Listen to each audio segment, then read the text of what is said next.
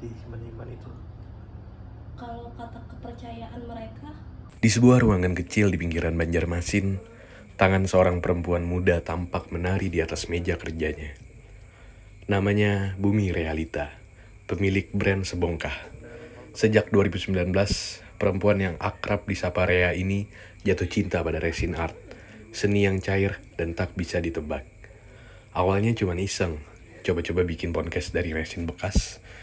Tapi ternyata dari iseng itu datang pesanan, dan dari pesanan lahirlah mimpi yang serius. Rea percaya setiap karya resin itu unik, gak akan pernah sama satu sama lain. Lewat Sebongkah, Rea bikin lebih dari sekedar podcast. Nah, itu di TikTok luar negeri tuh lagi rame tuh resin art. Jadi aku penasaran, terus aku coba belajar. Ternyata aku bikin di phonecase bekas gitu. Jadi aku punya phonecase bekas. Aku cobalah tuh dituangkan di phonecase bekas. Ternyata rame. Ada kendalanya karena kan saya kan otodidak ya Kak. Jadi kayak banyak tuh kendalanya, banyak gagalnya, banyak trial errornya, banyak kayak harus memang benar-benar belajar sendiri, banyak buang bahan. Biasanya gagal di bagian timbangan. Jadi kebetulan aku tuh juga sering bikin workshop, bikin kelas bagaimana caranya bikin resin untuk pemula dan dibisniskan. Biasanya pemula-pemula tuh banyak gagalnya tuh di timbangan.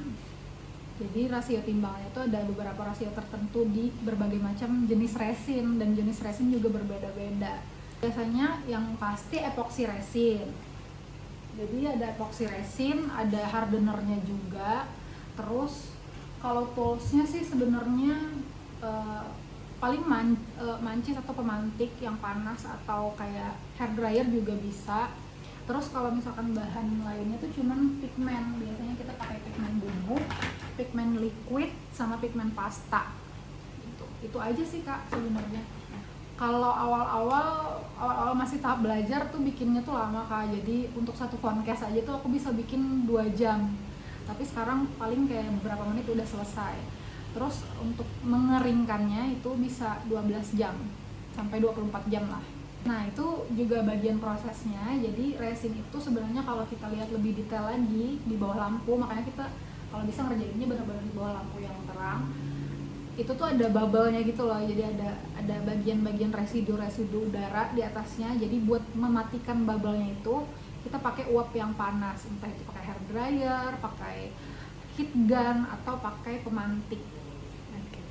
Karena resin itu menurutku art atau seni yang tidak terprediksi. Jadi kalau kita ngelukis kan kita udah bisa memprediksi tuh bentuknya akan seperti apa. Sedangkan resin itu benda yang benar-benar cair, yang cuman bisa kita atur komponen warnanya doang. Terus setelah kita taruh, kita aplikasikan, kita udah nggak tahu lagi tuh bentuknya akan menjadi seperti apa. Jadi menurutku keunikannya adalah di setiap karya seni yang kita hasilkan dari resin art itu nggak akan sama setiap karyanya, jadi akan beda-beda. Buat Rea, seni bukan cuma soal cantik, tapi juga soal pesan, termasuk tentang daur ulang dan ekspresi diri. Dari ruang sederhana, Rea membuktikan bahwa semua orang bisa berkarya, asal mau belajar, gagal, dan tetap bikin lagi.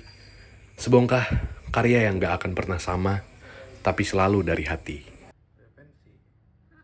Download Tribun X sekarang, menghadirkan lokal menjadi Indonesia.